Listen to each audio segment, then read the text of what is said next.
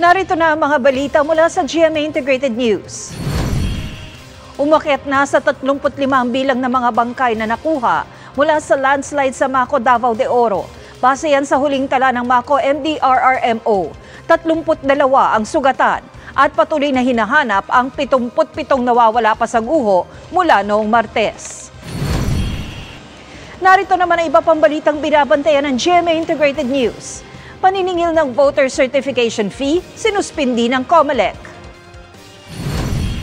Cessna plane, sumadsad sa palayan sa Malolos, Bulacan. 2 sakay, ligtas. At amihan at easterlies, asahang magpapaulan sa malaking bahagi ng bansa. Para sa mas malaking misyon at mas malawak na paglilingkod sa bayan, ako po si Tina Panganiban Perez ng GMA Integrated News, ang News Authority ng Pilipino.